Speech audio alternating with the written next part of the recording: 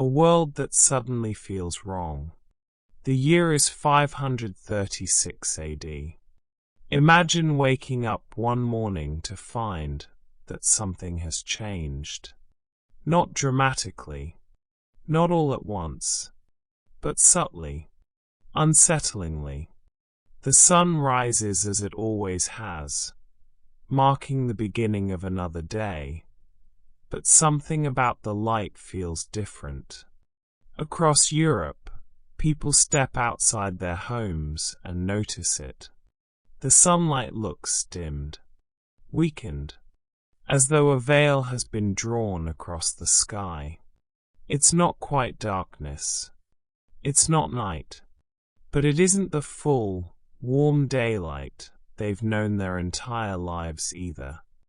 The light has a strange quality to it. Hazy, muted, like looking at the world through a fog that never quite lifts. In the Middle East, farmers pause in their fields, squinting upward at a sun that seems reluctant to shine. In Asia, merchants traveling ancient trade routes remark to one another about the peculiar dimness of the day. The sun is there. They can see it, but it looks different, weaker, almost as if it's struggling. This wasn't a passing phenomenon. This wasn't a single overcast day, or even a particularly gloomy week. This strange twilight lingered. Day after day, week after week, month after month. The sun remained dim. The light remained weak and hazy. People went about their daily lives under this perpetual semi-darkness, this endless twilight that seemed to have no explanation and no end. Think about that for a moment. Imagine your own experience of a single cloudy day. Now imagine that day stretching on, not for a week, not for a month, but for over a year. More than 12 months of this strange, dim sunlight. More than 12 months of days that never quite felt like proper days. More than 12 months of light that seemed filtered, diminished, wrong. People in 536 AD didn't have scientific instruments. They didn't have meteorologists or climate scientists. They couldn't measure atmospheric particulates or track volcanic eruptions. They couldn't look at satellite imagery or consult computer models. All they had were their eyes, their experience, and a growing sense that something fundamental had broken in the natural order of things. And that sense of wrongness, that feeling that the world itself had somehow malfunctioned, that must have been deeply unsettling. The sun had always risen. The sun had always set. The seasons had always turned in their predictable way. The natural world had rhythms that people depended on, rhythms that structured their entire lives. Planting seasons, harvest times, the long days of summer, the short days of winter. These were constants, reliable, expected. But in 536 AD, those constants felt uncertain. The sun rose, yes, but it didn't shine properly. The days progressed, but they never felt quite right. Time moved forward, but the world seemed stuck in this strange, perpetual gloom. Historians today, looking back across nearly 15 centuries, often describe the year 536 AD as one of the worst years to be alive in human history. Not because of a war, though there were conflicts. Not because of a single catastrophic event, though catastrophes would follow. But because of this mysterious global climatic event that plunged much of the world into darkness and cold. This wasn't localized to one region. This wasn't a European problem or an Asian problem. This was global. From the British Isles to Constantinople, from Scandinavia to the Mediterranean, from China to the Arabian Peninsula, people experienced this same phenomenon. The sun dimmed. The temperatures dropped. The world felt wrong. Scientists today can explain what happened.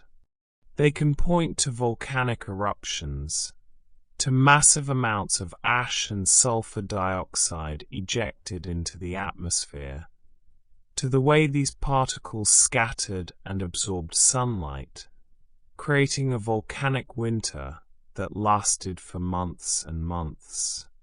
They can show ice core samples that contain evidence of these eruptions.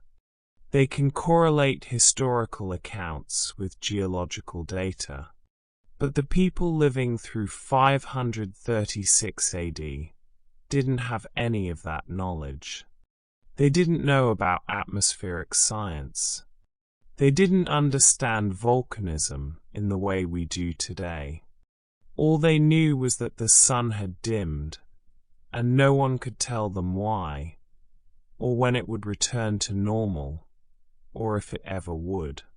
Without that understanding, without that scientific framework to make sense of what was happening, people had to rely on other explanations. Religious explanations, supernatural explanations, divine punishment, omens, signs of the end times.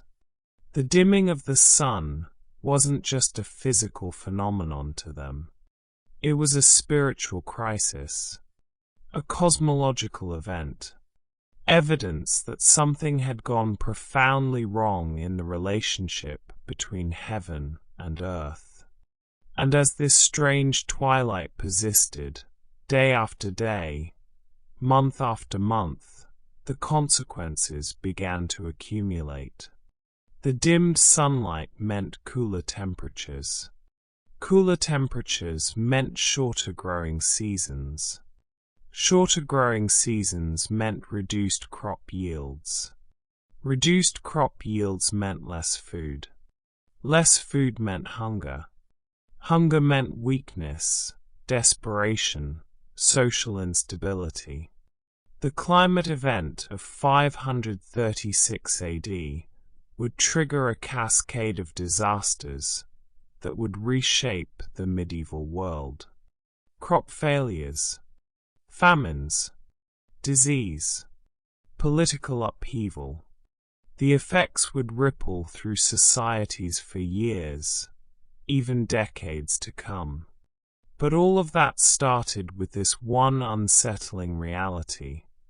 The sun had dimmed, and people didn't know why. They couldn't control it. They couldn't fix it. They couldn't even fully understand it. All they could do was live through it, day by strange dim day, trying to maintain some sense of normalcy in a world that no longer felt normal. The year 536 AD, a year when the sun forgot how to shine properly, a year when daylight itself became unreliable, a year when people across 3 continents looked up at the sky and sensed, deep in their bones, that the natural order had broken. And they were right. A year without a summer. The dimmed sun brought with it something even more tangible than the strange twilight. It brought cold, not the expected cold of winter, arriving in its proper season and departing when spring came, but a different kind of cold, an intrusive cold, a cold that appeared where it shouldn't be and lingered far longer than it should. The temperatures dropped. Abruptly. Noticeably, across the northern hemisphere, people felt it. The warmth of summer, which should have arrived as predictably as it always had, simply didn't come. Or rather, it came diminished, weakened, insufficient. Think about what summer means, what it has always meant. Summer is warmth, growth, abundance, long days and short nights. The time when crops grow tall and strong. The time when food becomes plentiful. The time when communities prepare for the leaner months ahead by storing up the harvest that summer provides. But in 536 AD, summer failed to arrive in the way people expected. Scientists today, examining tree rings from that period, can see the evidence written in the wood itself. Trees grow more during warm years, creating wider rings. They grow less during cold years, creating narrower rings. And the tree rings from 536 AD tell a clear story. The summer temperatures fell significantly, by roughly 1.5 to 2.5 degrees Celsius. 1.5 to 2.5 degrees. That might not sound like much. In your daily life, you might barely notice a temperature shift of that size. But when we're talking about average summer temperatures across an entire hemisphere, when we're talking about the crucial growing season that determines whether communities will have enough food to survive the winter, 1.5 to 2.5 degrees is enormous. This drop in temperature helped trigger what scientists now recognize as the coldest decade in at least 2,000 years in the Northern Hemisphere. 2,000 years. 20 centuries. The coldest decade since before the time of Christ. The coldest decade that would be recorded until potentially our own modern climate challenges, though those trend in the opposite direction.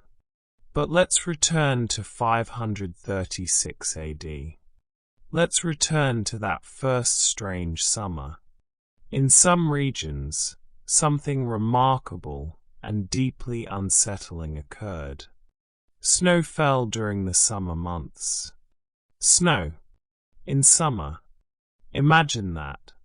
Imagine being a farmer in Italy or Gaul or Britain, expecting the warm days of June or July, and instead watching snowflakes fall from that dim, hazy sky. Snow in summer is more than just unusual weather. It's a violation of the fundamental order of things. It's evidence that the world itself has become unreliable. The seasons are meant to turn in their appointed way. Spring brings warmth and new growth. Summer brings heat and abundance. Autumn brings the harvest and gradual cooling. Winter brings cold and dormancy. This cycle is ancient, predictable, dependable.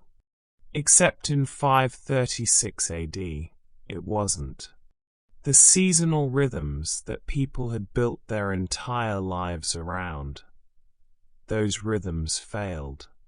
Farmers, who planned their planting and harvesting by these seasonal markers, found themselves disoriented, confused. When do you plant if summer might bring snow? When do you harvest if the crops haven't had enough warm days to ripen? How do you prepare for winter when summer itself already feels like winter? This disorientation wasn't just practical. It was psychological, emotional, spiritual, even. Humans are creatures of rhythm and pattern. We find comfort in predictability. We build our societies, our cultures, our agricultural systems around the reliable turning of the seasons. When those patterns break down, something in us breaks down with them. Communities that had lived in the same place for generations, that had accumulated centuries of knowledge about when to plant, when to harvest, when to expect the rains, when to prepare for frost. All of that knowledge suddenly became less reliable. The wisdom of the elders, passed down through countless generations, no longer quite matched the reality of the world they were experiencing. And as summer remained cold, the consequences multiplied. Crops that needed warmth to grow didn't grow properly. Seeds that needed a certain number of warm days to germinate and mature didn't get those days. Plants that should have flourished in the summer sun struggled under dim light and unseasonable cold. The growing season, that crucial window of time when the earth produces the food that will sustain communities through the barren months, was shortened, constrained, insufficient. In practical terms, this meant less food, smaller harvests, granaries that weren't as full as they should be, stores that wouldn't last through the winter, hunger on the horizon. But the cold affected more than just agriculture. It affected daily life in immediate, tangible ways. When summer is cold, people spend more time indoors. They huddle together for warmth. They crowd into small spaces, trying to conserve heat, trying to escape the unseasonable chill outside. These cramped indoor conditions, with multiple people sharing close quarters day and night, create their own problems. Disease spreads more easily. Tensions rise. Privacy disappears. The basic comforts of space and fresh air become luxuries. And nighttime becomes particularly challenging. During a normal summer, nights are mild, comfortable. You might sleep with a window open, letting in cool evening breezes. You might sleep lightly covered, or not covered at all. The warmth of the season makes sleep easy, natural, untroubled by the need to stay warm. But in the cold summer of 536 AD, nighttime brought discomfort. The temperatures dropped. People needed more covering, more protection from the cold. But the blankets and furs they had were often the same ones they'd been using all winter, and they were worn insufficient, not quite enough. Sleep itself became more difficult. When you're cold, truly cold, your body struggles to relax into deep sleep. You wake more frequently. You shift and turn, trying to find warmth, trying to get comfortable. Your sleep becomes fragmented, shallow, unrestorative. And this wasn't just for one night or 1 week. This was month after month. A summer that never warmed up. Nights that stayed too cold for comfort. Sleep that remained elusive and troubled. The human body needs sleep. Needs it desperately. Sleep is when we heal. When we process the experiences of the day. When our immune systems do their crucial work. When our minds restore themselves. Chronic sleep deprivation weakens everything. It makes us more susceptible to disease, more irritable and unstable emotionally, less able to think clearly and solve problems.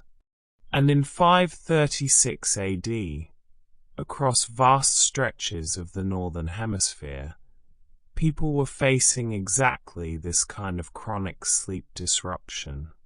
Night after night, week after week, month after month, the cold summer keeping them uncomfortable, the cramped indoor conditions making rest difficult, the worry about failed crops and coming hunger making their minds restless. Tree rings from this period, examined by scientists over 1,000 years later, show the evidence clearly. The summer of 536 was cold, abnormally, significantly cold. And that cold summer was just the beginning of a decade of cooling that would reshape the medieval world. A year without a proper summer. A year when snow might fall in July. A year when the seasonal rhythms that had structured human life for countless generations simply failed. The people of 536 AD didn't have tree ring analysis. They didn't have climate data or scientific explanations. But they didn't need those things to know that something had gone terribly wrong. All they needed to do was step outside in what should have been the warmest months of the year and feel the cold. See their breath misting in the air. Watch snow falling from that strange, dim sky. Summer had abandoned them, and with it went the certainty that the world would continue to work the way it always had. The sky is the culprit. We know now what caused it. The people living through 536 AD didn't know, couldn't know, but we, looking back across nearly 1,500 years with the tools of modern science, can identify the culprit. And the culprit was the sky itself, or rather, what had been injected into the sky. A volcano, somewhere in the northern hemisphere. A massive volcanic eruption of extraordinary power. Scientists today, examining ice cores drilled from glaciers in Greenland and Antarctica, can see the evidence. Layers of ash, sulfur compounds, chemical signatures that speak of a catastrophic volcanic event. The exact location of this volcano remains uncertain. Some evidence points to Iceland. Other evidence suggests it might have been somewhere in North America. The precise location matters less than the scale of what happened. This wasn't a small eruption. This wasn't a local event. This was a volcanic explosion powerful enough to alter the atmosphere of the entire planet. When a volcano erupts with this kind of force, it doesn't just pour lava down its slopes. It doesn't just threaten the immediate area around it. It sends massive quantities of material high into the atmosphere. Ash, tiny particles of pulverized rock, and sulfur dioxide, enormous amounts of sulfur dioxide gas.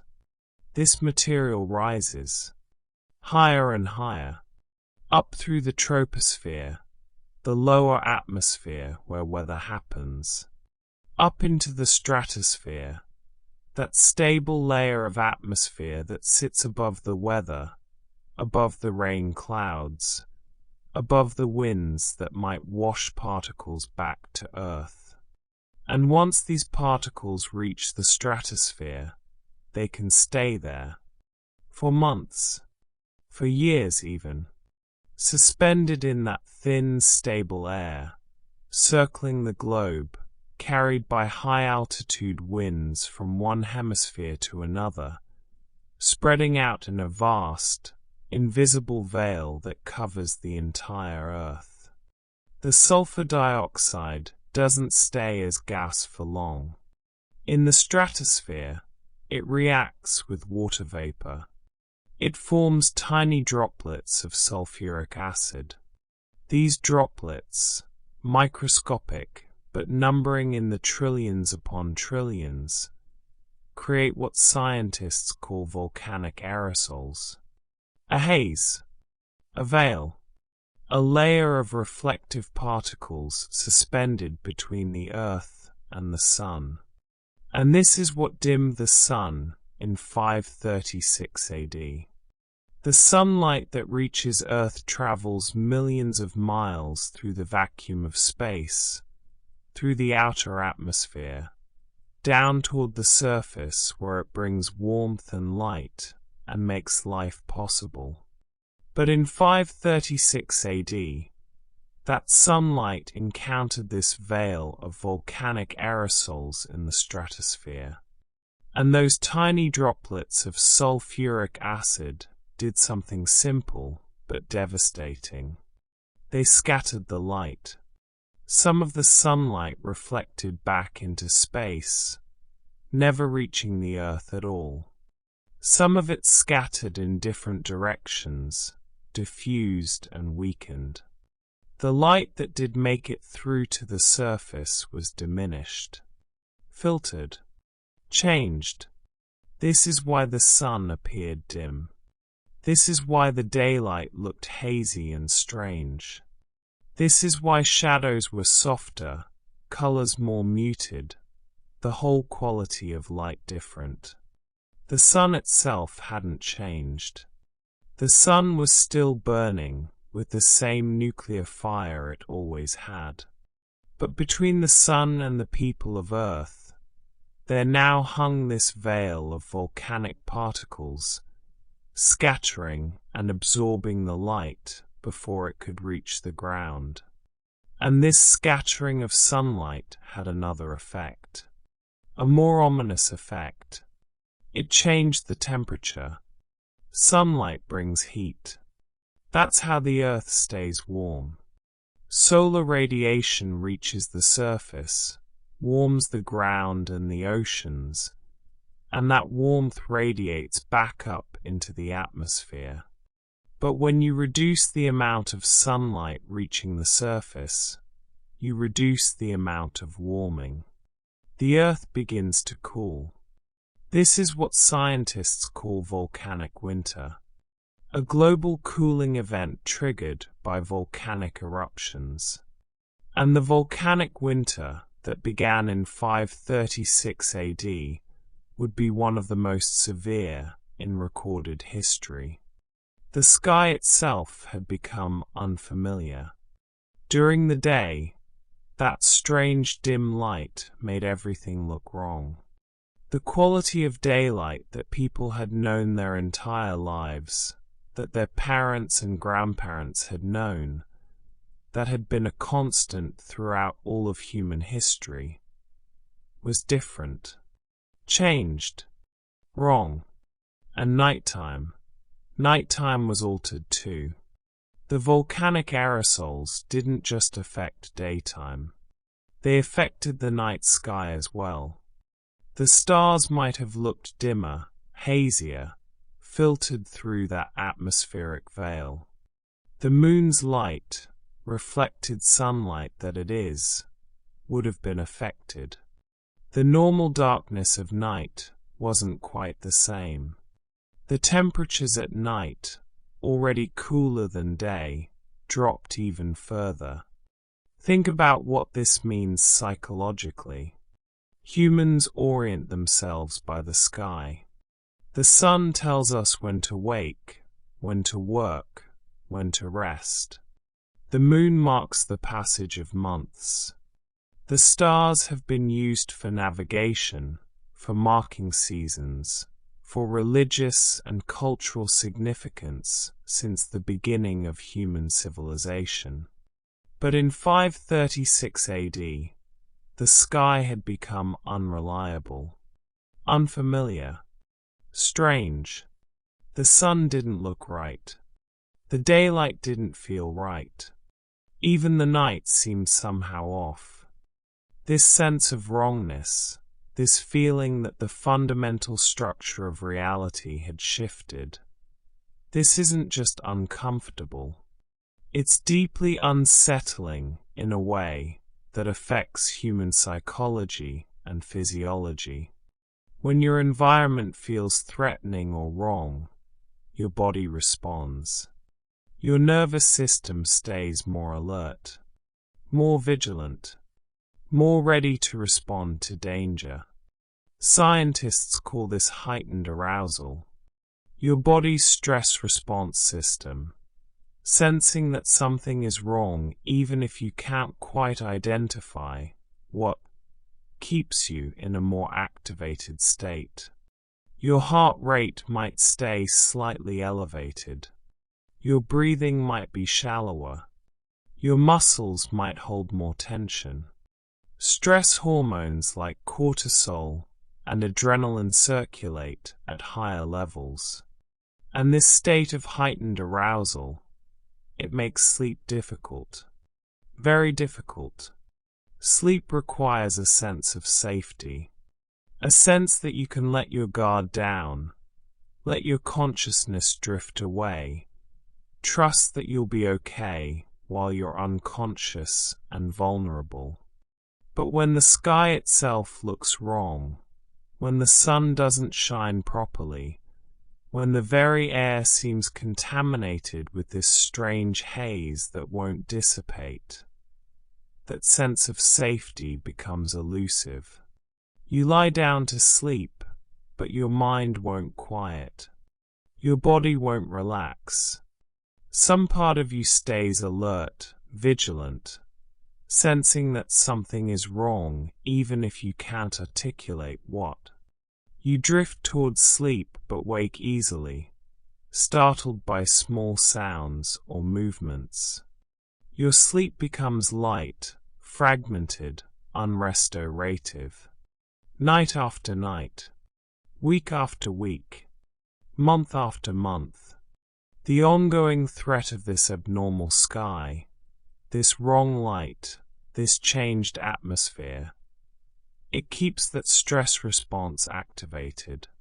It keeps sleep difficult and insufficient. To the people living through this, it didn't feel like a natural event.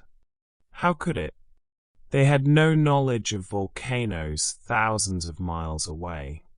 They had no understanding of atmospheric science or stratospheric aerosols. They couldn't look at ice core data or chemical analysis. All they knew was that the sky had changed, and the change felt ominous, threatening, supernatural.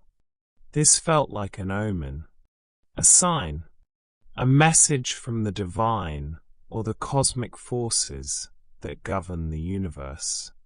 The dimming of the sun had been prophesied in various religious traditions as a sign of the end times, of divine judgment, of cosmic catastrophe. And now it seemed to be happening. The prophecies were coming true. The end was near.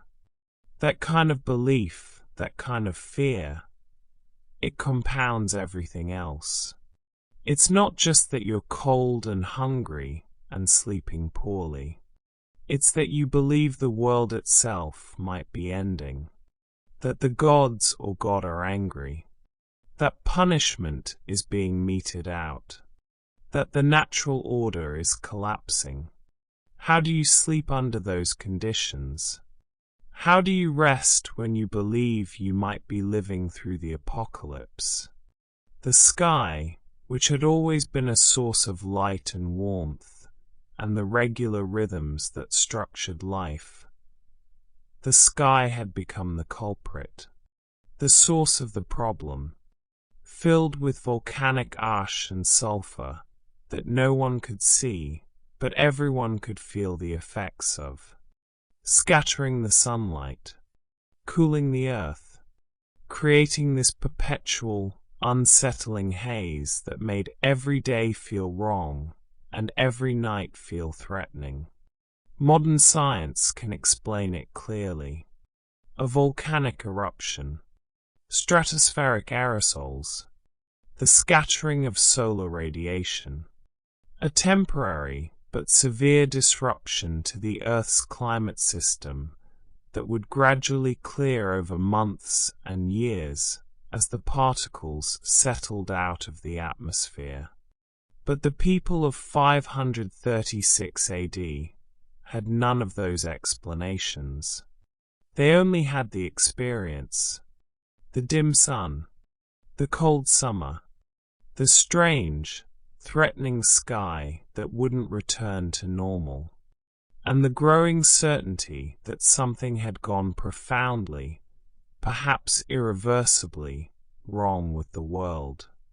The sky itself had betrayed them, and there was nothing they could do but endure it. Hunger spreads. The dimmed sun and the cold summer were just the beginning. These environmental changes, dramatic as they were, led to something even more devastating. Something that touched every person, every family, every community in the affected regions. The crops began to fail. Not just in one place, not just in one season, but repeatedly, across vast stretches of Europe, the Middle East and Asia. The crops that should have grown didn't grow, or they grew poorly, stunted and weak, producing only a fraction of what they should have produced. Agriculture is the foundation of civilization. It's what allows humans to settle in one place, to build communities, to develop culture and technology, and all the things we think of as human society. But agriculture depends entirely on predictable natural cycles, on the sun shining, on temperatures being warm enough, on rain falling at the right times, on the growing season being long enough for seeds to germinate, plants to mature, and crops to ripen. In 536 AD, and the years that followed, those natural cycles broke down. The sun was dim. The temperatures were too cold. The growing season was shortened. And the crops failed. In Ireland, written records from this period survive. These records, kept by monks in monasteries, documenting the events of their time, contain a phrase that appears again and again. A phrase that's simple but devastating in its implications. A failure of bread. A failure of bread. Think about what bread meant in the 6th century. Bread was the staple food, the foundation of every meal, the thing that kept people alive through winter. Bread came from grain, wheat, barley, rye, oats, and grain came from the harvest. When the harvest failed, there was no grain. When there was no grain, there was no bread. And when there was no bread, there was hunger. The Irish records speak of this failure of bread beginning in 536. But it didn't end in 536. It continued, year after year. The records mention crop failures extending for several years. Not just one bad harvest, which a community might survive by rationing stored grain and tightening belts, but multiple consecutive bad harvests, one after another, each one depleting the reserves a little more, each one making survival a little more desperate. Tree ring data from this period confirms what the written records tell us. Scientists examining tree rings can see more than just temperature changes. They can see evidence of agricultural stress. Trees that should have grown well, that were in prime agricultural regions, show signs of struggle. Narrow rings indicating poor growing conditions. Evidence of drought in some areas, excessive moisture in others. All the variations of climate disruption that follow from a volcanic winter. And if the trees were struggling, the crops were struggling even more. Trees are perennial. They have deep root systems, years of stored resources, the ability to survive through difficult seasons. But crops, wheat, barley, the grains that people depended on, these are annual plants. They have one season to grow from seed to harvest, one chance per year. And if that season is too cold, too dim, too short, the harvest fails. Food shortages began to appear. Granaries that should have been full after the harvest were only partially full, or nearly empty. The stores of grain that communities relied on to get through winter and early spring until the next harvest, those stores weren't adequate. They wouldn't last. Rationing began. Portions got smaller. Meals became less frequent. And as food shortages continued, as one failed harvest followed another, those shortages turned into something worse. They turned into famine. Famine is more than just hunger. Hunger is the immediate sensation of needing food. Famine is the prolonged systemic absence of adequate food across an entire region or population. Famine is when hunger becomes chronic, widespread, inescapable. When there simply isn't enough food to go around, no matter how carefully you ration it, no matter how desperately you search for alternatives. Famine appeared across multiple regions in the years following 536. Europe saw famine. The Mediterranean saw famine. Parts of Asia saw famine. The extent varied by region. Some areas were hit harder than others, but the fundamental reality was the same. There wasn't enough food. People were hungry, and that hunger didn't go away. Think about what hunger does to a person, to a body, to a mind. When you're truly hungry, not just the ordinary hunger between meals, but the deep, gnawing hunger of insufficient food day after day, everything changes. Your body begins to weaken. You have less energy. Tasks that should be simple become exhausting. Your muscles begin to waste as your body breaks down its own tissue to survive. Your immune system weakens, making you more susceptible to disease. Your body temperature regulation becomes less efficient, making you feel colder even when temperatures are mild. But hunger doesn't just affect the body. It affects the mind. It affects emotions. It affects behavior. When you're hungry, truly hungry, your thoughts become consumed with food. You think about your next meal constantly. You remember past meals with vivid clarity. You fantasize about food, dream about food, can't stop thinking about food. It becomes an obsession because it's a survival imperative. Your brain is trying to motivate you to find food, to secure the resources you need to stay alive. This mental preoccupation with food creates anxiety, worry, a constant low-level stress that never quite goes away. You worry about where your next meal will come from, whether there will be enough, whether your children will have enough, whether the harvest will fail again, whether you'll survive the winter.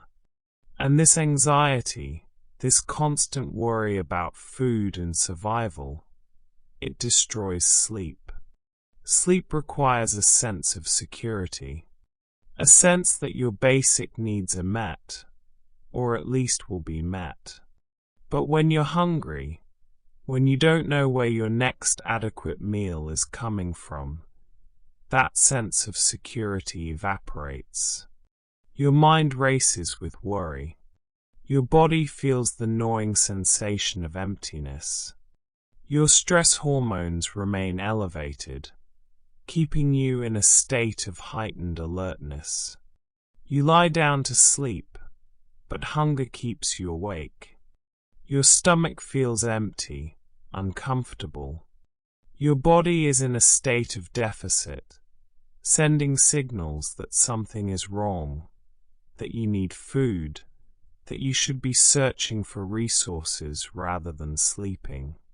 Your mind churns with worries and fears and desperate calculations about how to stretch meager rations, about what will happen if the next harvest fails too.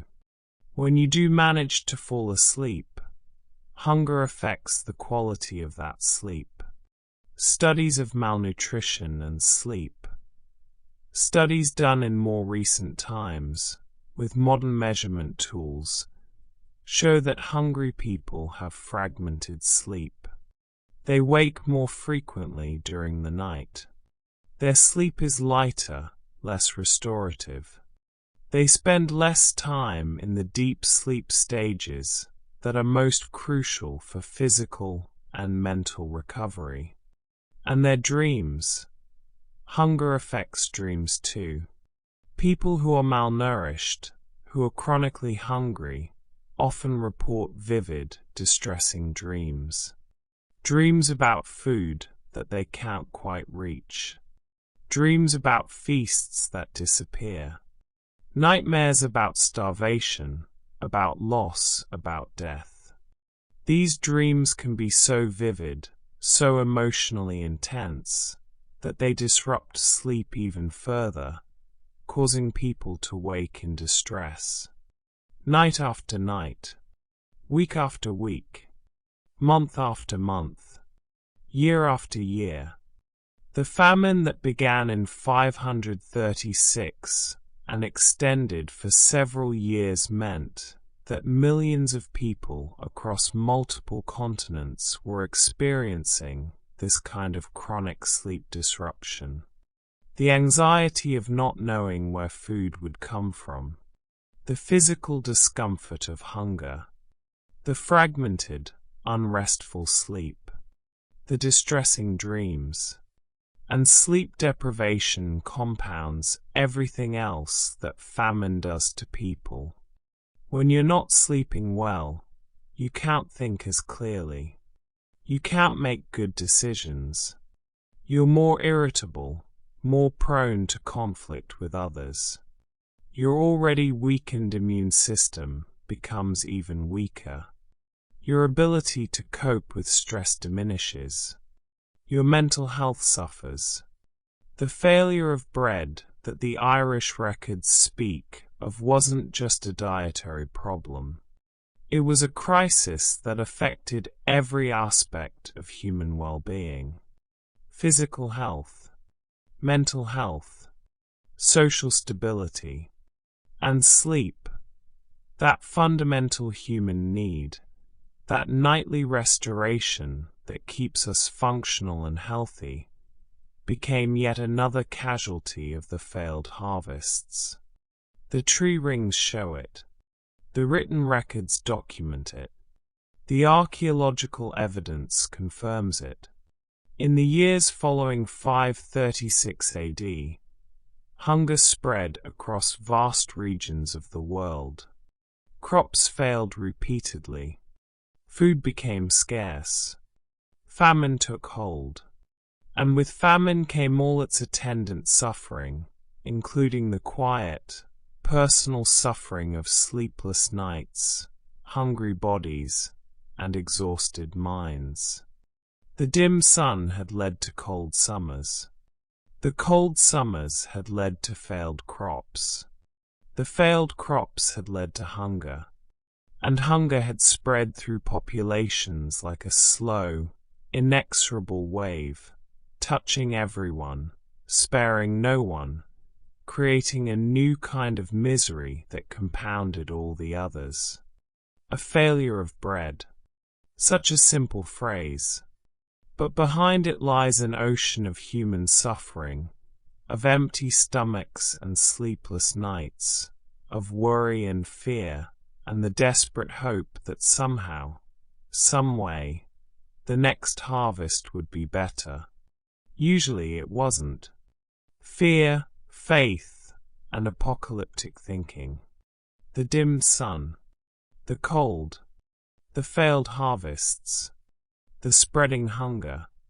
These were physical realities that people could see and feel and experience directly.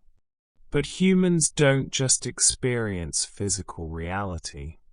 We interpret it. We try to understand it. We search for meaning, for explanations, for some framework that makes sense of what we're experiencing.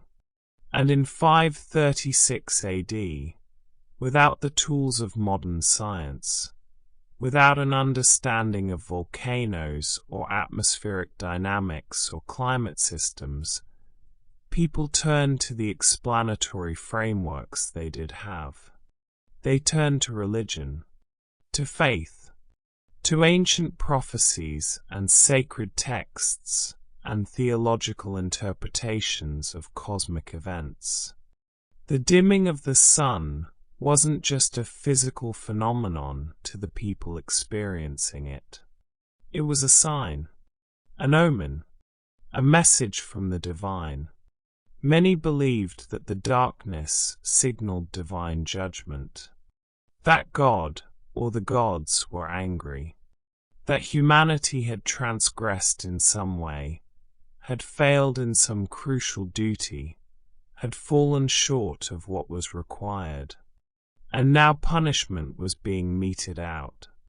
The sun itself, the source of all light and warmth and life, was being withdrawn, hidden, dimmed as a demonstration of divine displeasure.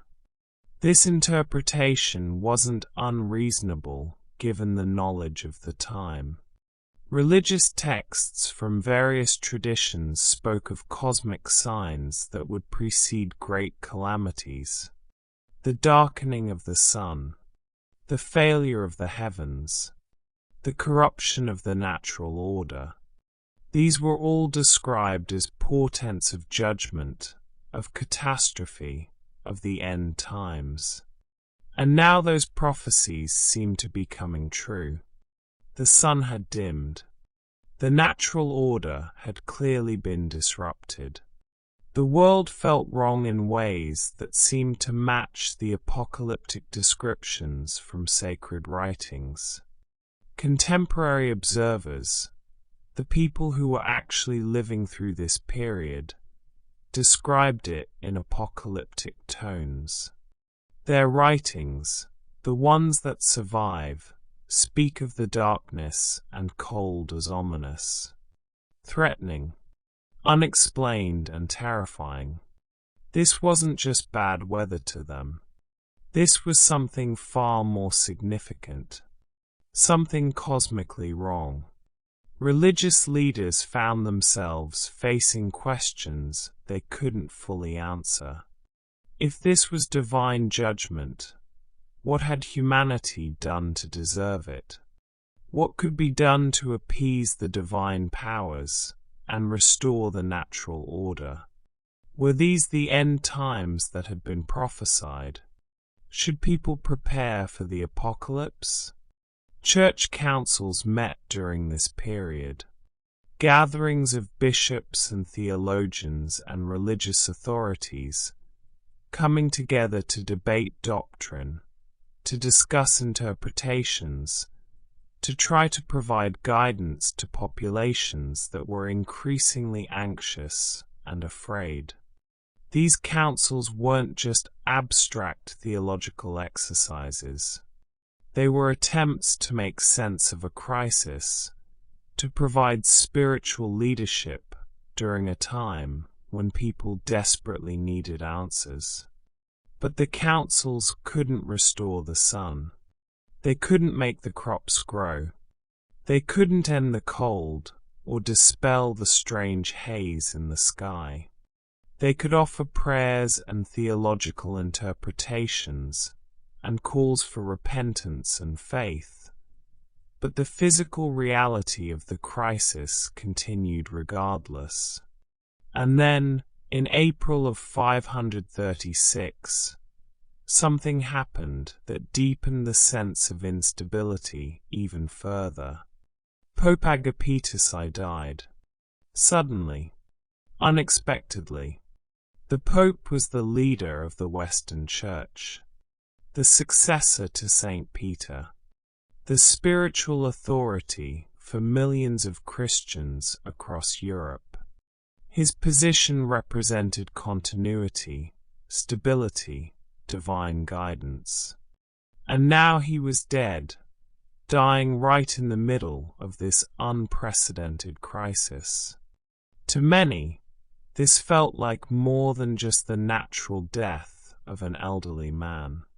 It felt like another sign, another piece of evidence that something had gone profoundly wrong.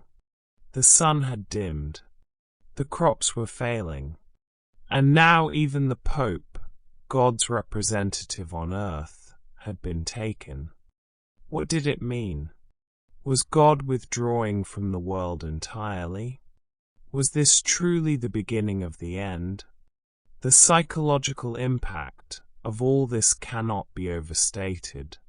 People were already dealing with physical hardship, cold, hunger, the daily struggle to survive. But layered on top of that physical suffering was a profound spiritual and existential crisis.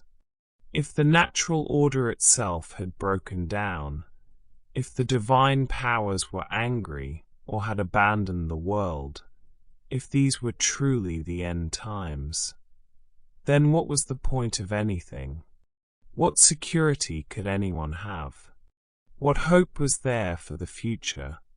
This kind of collective fear, this shared social anxiety about cosmic catastrophe, affects communities in deep ways. It changes how people interact with each other. It changes their priorities, their behaviors, their emotional states. And it profoundly affects their ability to rest. Think about what it means to believe you might be living through the apocalypse. Not just to worry about it abstractly, but to genuinely believe, based on everything you're experiencing and observing, that the world might be ending, that divine judgment might be at hand, that everything you know, everything you've built, everyone you love might be about to be swept away. How do you sleep with that kind of fear? How do you lie down at night and let your consciousness drift away when you believe the world itself might be collapsing? You can't. Not easily. Not well. Your mind, when you try to sleep, fills with rumination, turning thoughts over and over, worrying, analyzing, trying to make sense of things, trying to find some way to feel safe or secure or certain. But there is no certainty. There is no security. The sun is still dim. The air is still cold. The harvests are still failing. The Pope is dead. Everything feels wrong, and there's no clear explanation and no apparent solution. This kind of nighttime rumination is a well-documented barrier to sleep. When your mind won't stop working, won't stop churning through worries and fears and unanswerable questions, You can't relax into sleep. You lie awake, thoughts racing, unable to quiet your mental processes enough to let sleep take over. And even beyond the rumination, there's hypervigilance. When you believe you're living in dangerous times, in apocalyptic times, your nervous system stays activated, on alert, ready to respond to threats. This is an ancient survival mechanism. When danger is present, you need to stay alert, not sleep deeply and vulnerably. But this hypervigilance, helpful as it might be in the face of immediate physical threats, becomes destructive when it's chronic. When it lasts not just for a night or a week, but for months and years. Your body and mind stay in a state of heightened activation that's exhausting and unsustainable. You can't relax, can't rest, can't truly sleep. And this wasn't just individual anxiety. This was collective, social, shared across entire communities. When everyone around you is also afraid, also anxious, also struggling with apocalyptic thoughts, that fear amplifies. It reinforces itself. Conversations with neighbors confirm your worst fears. Religious services emphasize judgment and repentance. Community gatherings are filled with anxious speculation and frightened interpretations of events. The social fabric itself becomes permeated with fear, and that collective fear makes everything worse, makes the hunger harder to bear, makes the cold feel more ominous, makes sleep even more elusive than it would be from physical discomfort alone. Religious anxiety, in particular, carries its own unique torment. If you believe that divine forces are angry, that you or your community have failed in some crucial spiritual way, that carries a burden of guilt and shame and desperate need for redemption, you pray more.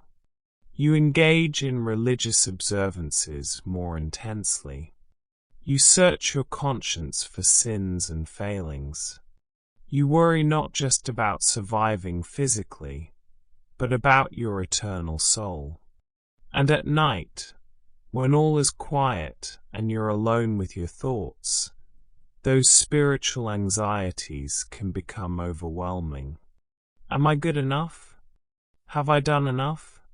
Will I be saved or condemned? Is my suffering punishment for my sins? What will happen to my soul if I die during this judgment? These aren't questions with easy answers. They're the deep, existential questions that have troubled humanity throughout history. And in 536 AD, in the midst of darkened skies and failing crops and widespread suffering, these questions felt urgent, immediate, inescapable.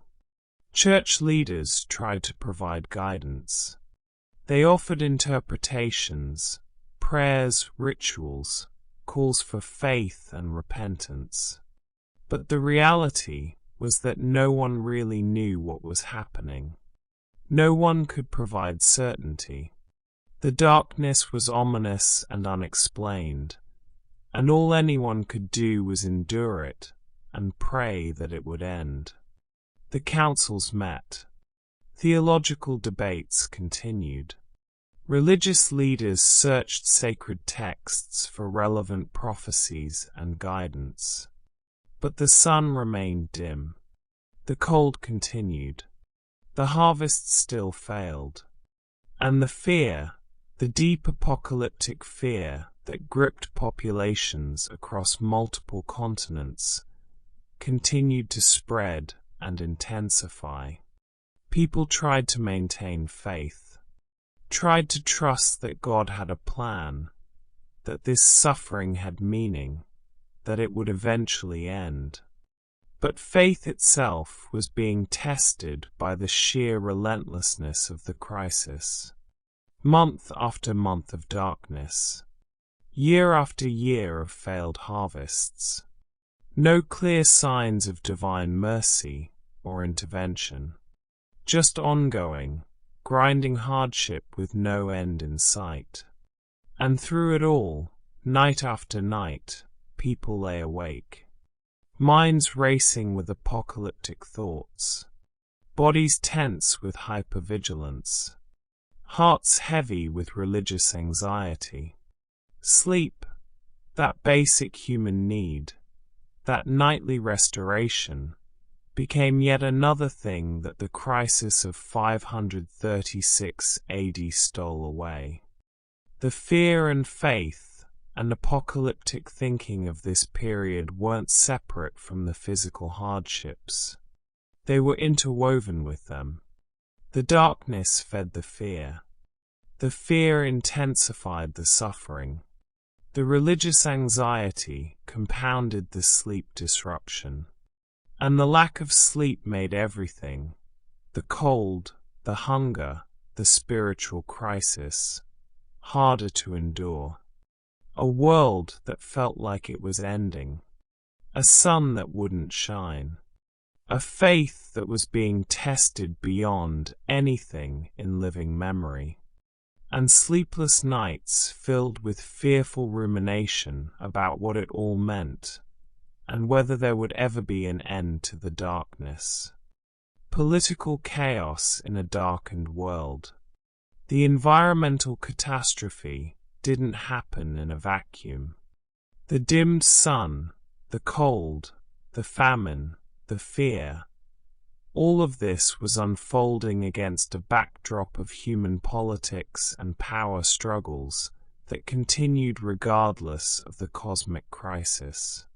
Or perhaps because of it. When resources become scarce, when populations are weakened and afraid, when the normal order breaks down, that's when human conflicts often intensify. And in 536 AD, in the midst of the darkened skies and failing crops, political chaos erupted across the Mediterranean world. In Italy, a war was underway. The Byzantine Empire, ruled by the Emperor Justinian from distant Constantinople, had sent an army westward with the goal of reconquering territories that had once been part of the Roman Empire. Italy, which had been under the control of the Ostrogothic kingdom for several decades, was the primary target. Leading this Byzantine invasion was a general named Belisarius, a skilled military commander, ambitious and capable, commanding forces that were loyal and well-trained despite the challenging conditions. And in 536, as the sun dimmed and the temperatures dropped, Belisarius and his army were moving through Italy, capturing cities one by one. Naples fell to Belisarius. Then Rome itself came under threat. The Eternal City, with its ancient walls and symbolic importance, found itself preparing for siege, preparing for war in the midst of environmental catastrophe. Think about what it means to prepare a city for siege. You fortify the walls. You stock food and water. You organize defenses. You prepare for the possibility that you'll be cut off from the outside world, surrounded by enemy forces, dependent entirely on whatever resources you have within the city walls. But in 536, Rome was trying to do all of this while crops were failing, while food was already scarce, while the normal supply chains and agricultural systems that fed a city of tens of thousands of people were breaking down due to the climate crisis. Stockpiling food for a siege when there's barely enough food to go around in normal circumstances becomes nearly impossible. The granaries that should have been full were depleted by the failed harvests. The food that should have been abundant was scarce. And now, on top of everything else, Rome needed to prepare for the possibility of being cut off entirely from outside supplies. Families within the city found themselves facing multiple crises simultaneously. The environmental crisis of the dimmed sun and cold, the agricultural crisis of failed crops, the economic crisis of scarce resources, and now the military crisis of an approaching army and impending siege. People crowded into shared spaces, extended families living together, sharing resources, trying to pool what little they had. Multiple generations under one roof. Friends and neighbors taking in those who had nowhere else to go. The normal boundaries of private space collapsed under the pressure of necessity. And crowded conditions create their own problems. Privacy disappears. Personal space becomes a luxury no one can afford. Tensions rise as people live in close quarters day after day with no escape, no relief. Arguments break out over small things that wouldn't matter in normal times, but become intolerable when you're sharing a single room with 8 other people, and you're all hungry and cold and afraid. The constant threat of violence hung over everything. The knowledge that an army was approaching, that siege warfare was brutal, that cities under siege often faced starvation, that civilians suffered alongside soldiers, that your home, your city, everything you knew might soon become a battlefield. And under constant threat, sleep becomes almost impossible. How do you rest when you know enemy forces are nearby? When you might be jolted awake at any moment by the sounds of fighting, by alarms, by the chaos of battle. Your body stays in a state of high alert. Your nervous system refuses to stand down. You sleep lightly if at all, ready to wake and respond to danger at any moment. But the political chaos wasn't limited to the Italian peninsula.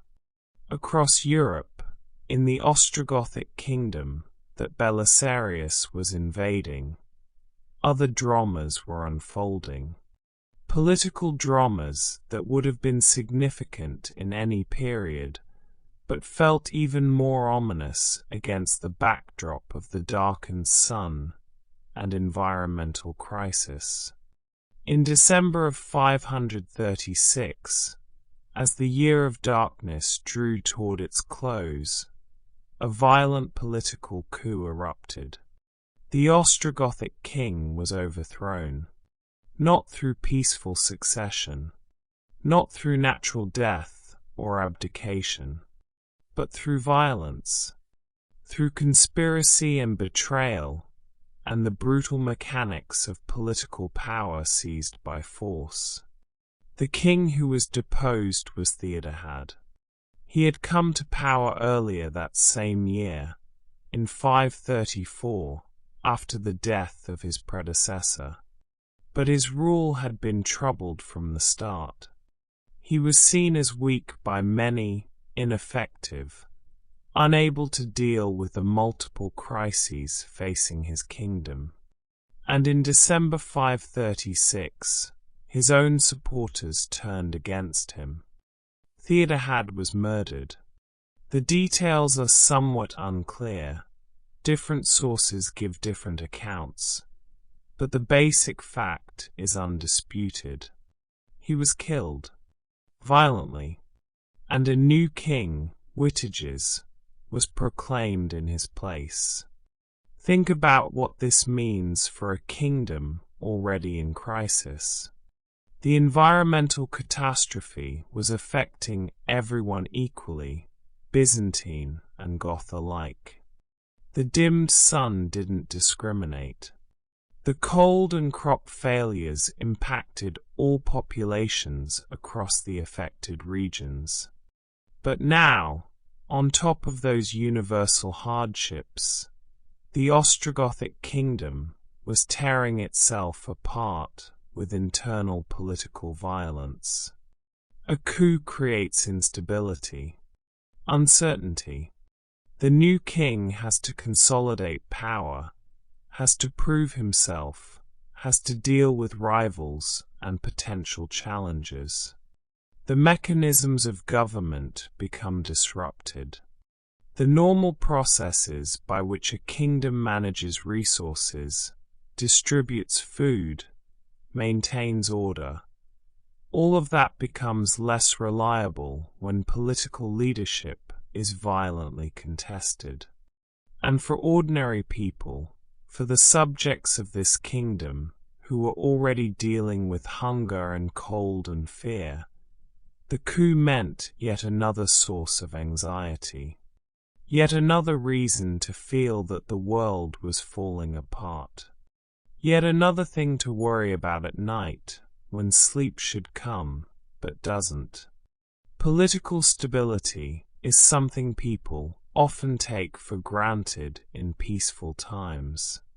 The expectation that leadership will continue in predictable ways, that the structures of government will remain intact, that power will transfer through established mechanisms rather than violence. But in 536, that stability was gone. The king was murdered.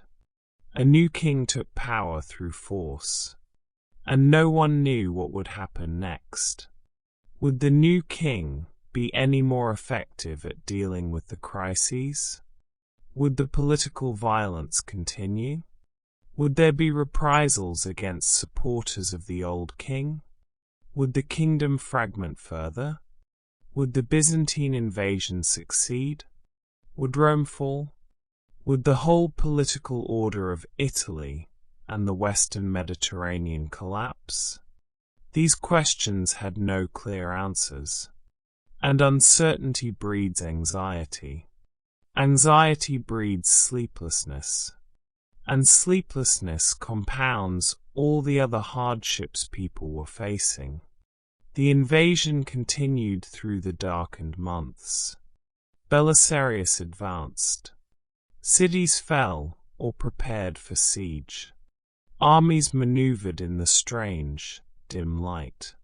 Soldiers fought battles while hungry and cold, while wondering if the world itself was ending, while the sun refused to shine properly overhead. And in homes throughout Italy, throughout the Ostrogothic kingdom, throughout the regions affected by both the environmental crisis and the political chaos, people tried to survive, tried to protect their families, tried to find enough food, tried to stay warm, tried to make sense of why everything seemed to be falling apart at once. The environmental collapse and the political chaos fed into each other. The crop failures weakened kingdoms, made it harder to supply armies, created desperate populations more prone to unrest. The political instability disrupted what little organized response there might have been to the agricultural crisis, diverted resources to military purposes, created additional suffering through siege and warfare. And through it all, the sun remained dim. The cold continued. The harvests failed.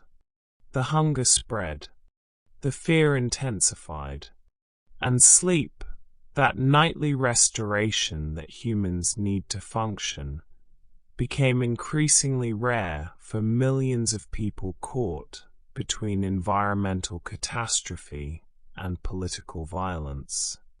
Families huddled together in crowded spaces, listening for sounds of approaching armies, worrying about where their next meal would come from, trying to understand why God had allowed the sun to dim and their kingdom to fall into chaos.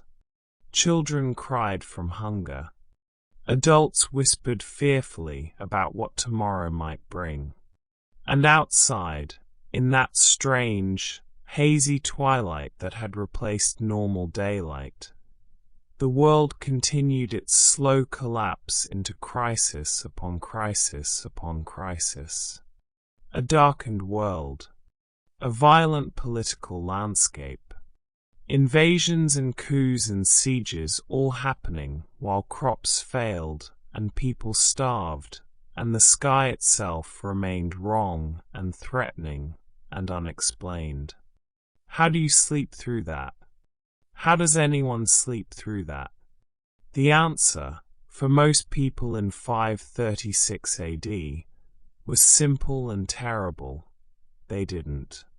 Not well. Not enough.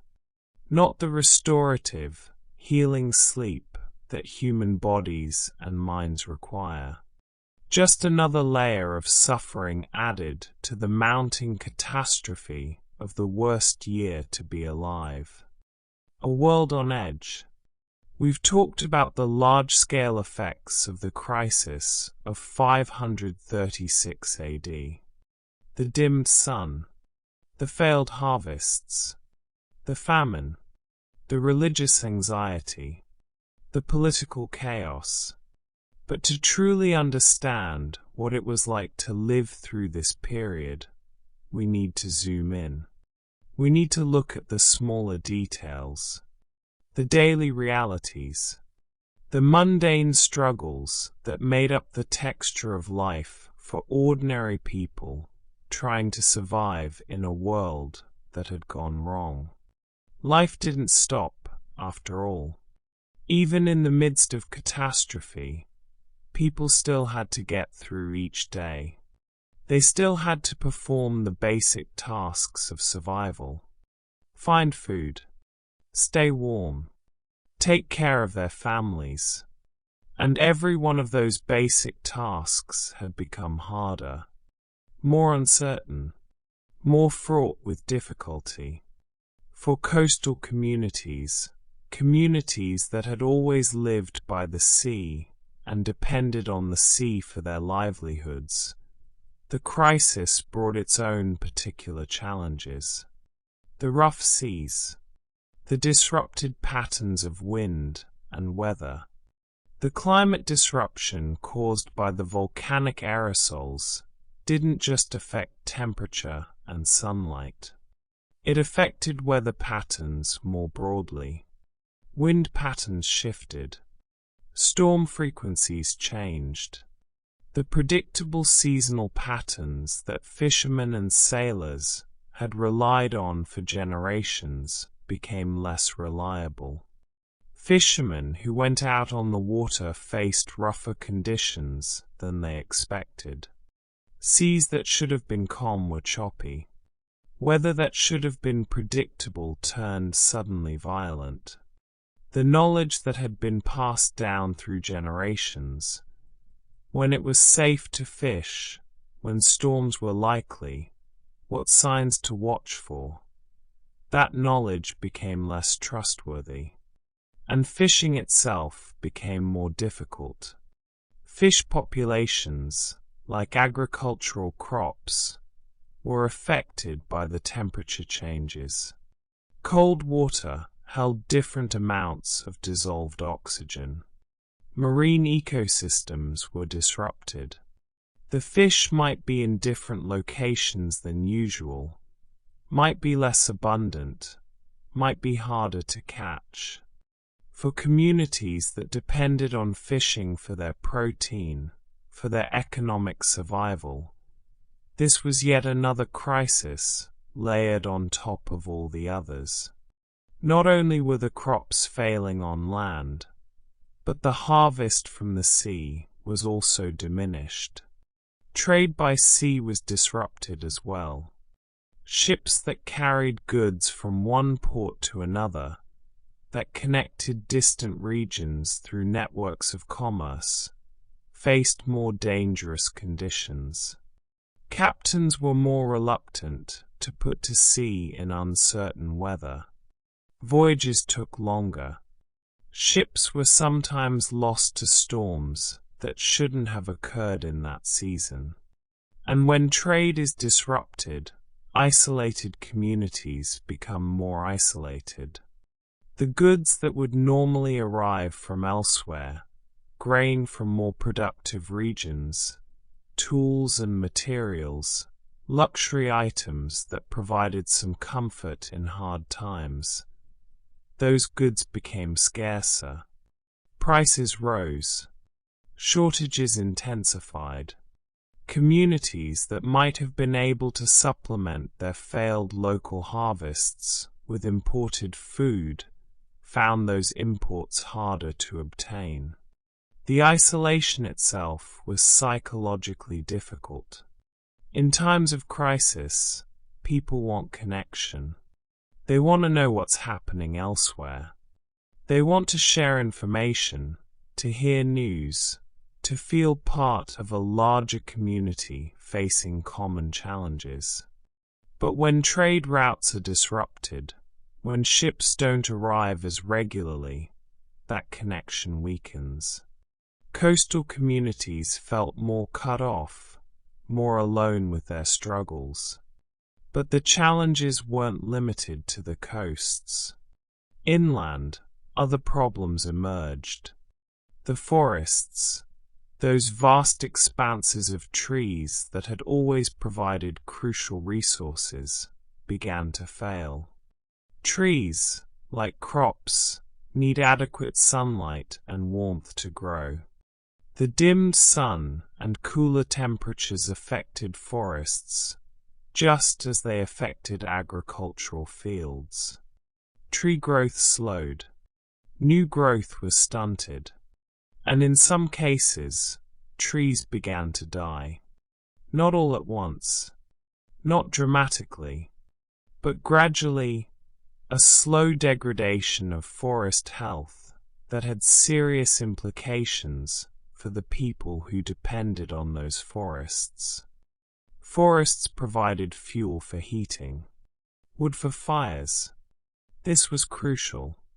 In a world without modern heating systems, fire was the only way to stay warm during cold weather. And with the temperatures dropping, with summers being cold and winters being harsher, the need for fuel wood was greater than ever. But if the forests were failing, if trees were growing more slowly or dying, that meant less available wood, less fuel. Communities that had always been able to gather sufficient firewood found supplies running short. The dead wood that had accumulated from previous years was quickly exhausted. The living trees that might normally be harvested for fuel were too valuable to cut down when forest regeneration had slowed so dramatically. Some communities had to ration firewood. Families had to make difficult decisions about when to light fires, how long to keep them burning, whether to heat a room adequately or conserve fuel for later. And when you can't heat your living space properly, the cold becomes a constant presence, an inescapable discomfort that pervades every moment. The nights were colder, much colder. The combination of the volcanic cooling and the inability to adequately heat homes meant that nighttime temperatures indoors could be brutally uncomfortable. People huddled under whatever blankets or furs they had, but it often wasn't enough. And cold, as we've mentioned before, disrupts sleep. Your body needs to maintain a certain temperature to sleep well. When you're too cold, your muscles tense trying to generate warmth. You curl into a tight ball trying to conserve heat. You wake frequently, shivering, trying to burrow deeper under inadequate coverings. Sleep becomes fitful, unsatisfying, insufficient. The nights were also darker. This might seem like a small thing compared to everything else, but it mattered. In normal times, fires would burn in hearths providing light as well as warmth. Lamps and candles would be lit. Homes would have some illumination during the dark hours. But when fuel is scarce, when oil for lamps is expensive, when candles are precious resources that need to be conserved, lighting becomes a luxury. Families sat in darkness more often, went to bed earlier because there was no light to see by anyway.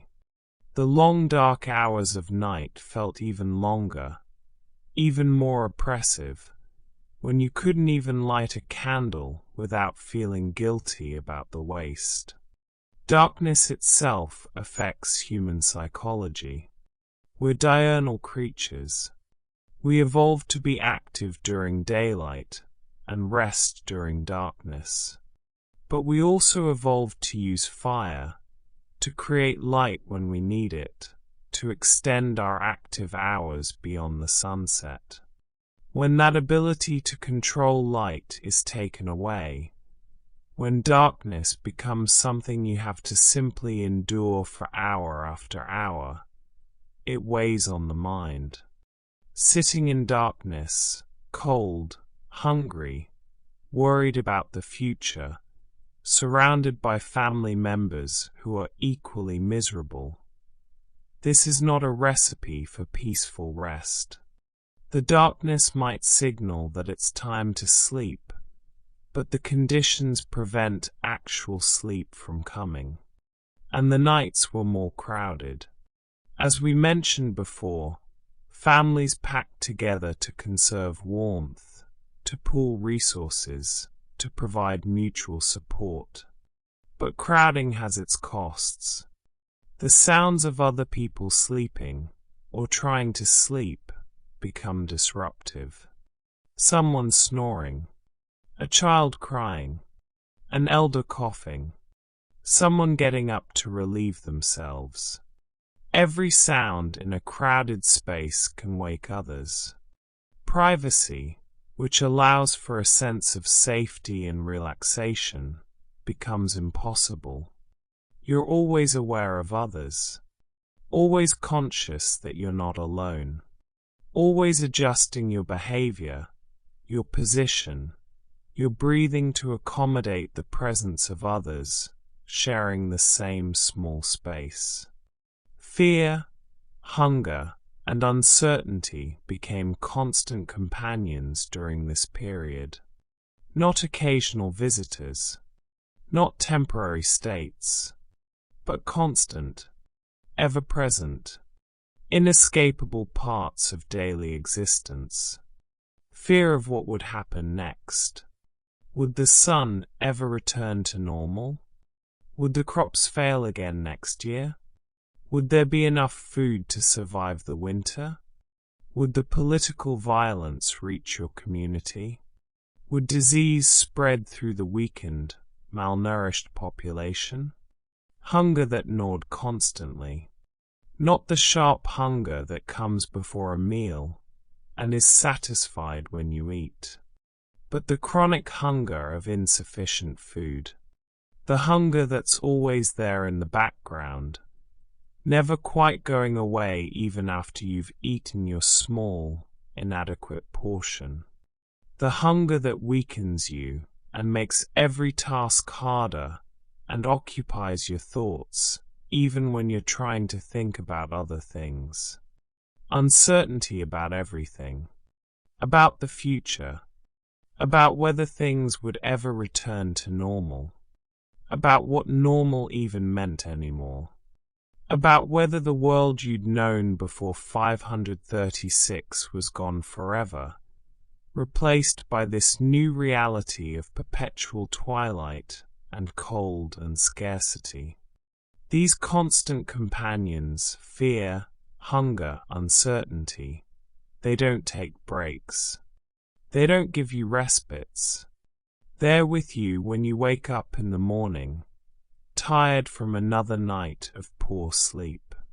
They're with you throughout the day as you struggle with your tasks.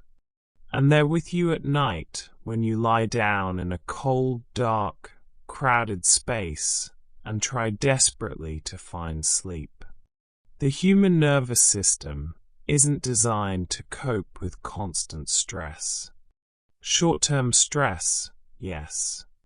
The fight or flight response that helps you deal with immediate threats. But long-term, chronic stress of the kind that the people of 536 AD were experiencing, that breaks people down.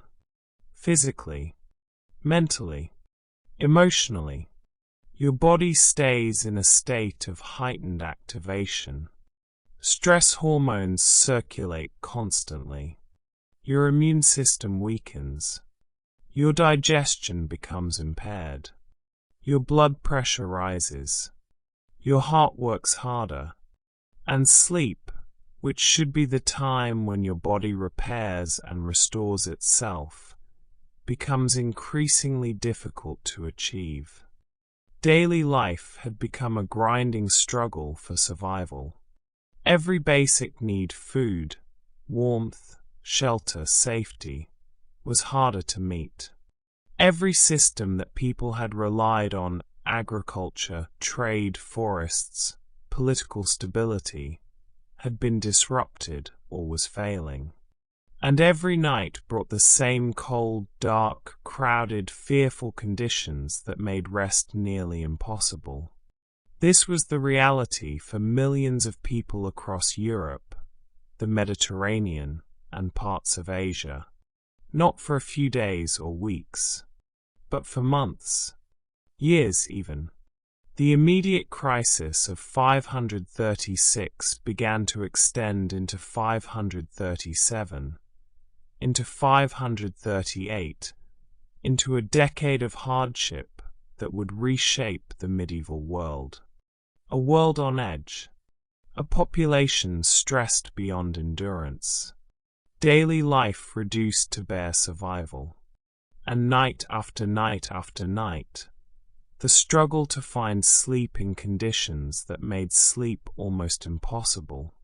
The large-scale historical events, the volcanic eruption, the climate change, the famine, the wars, those are what historians document. But the smaller details, the daily struggles, the cold nights and dark rooms and constant fear and gnawing hunger, those are what people actually experienced. Those are what made 536 AD not just historically significant, but personally, individually, unbearably difficult for the millions of people who had to live through it. Disease follows the darkness of 536, the cold, the famine, the political chaos, the daily grinding struggle for survival. All of this was terrible enough. One might think that this was the full extent of the catastrophe, that surely nothing worse could follow, that populations that had already endured so much would be spared further suffering. But history is not kind. Catastrophes have a way of cascading. One disaster creates conditions for the next. Weakened populations become vulnerable to threats they might otherwise have withstood. And the people who survived the climate crisis of 536 and the years that followed were about to face something even more devastating. Disease. Plague. Death on a scale that would make the famine years seem almost mild by comparison. Just a few years after the dimming of the sun, around 541 AD, a plague began to spread through the Eastern Roman Empire.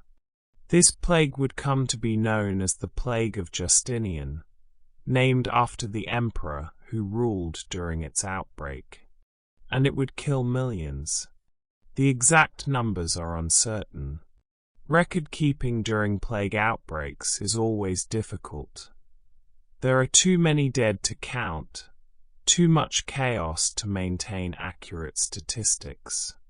But estimates suggest that the Plague of Justinian may have killed between 25 and 50 million people across its full geographic spread.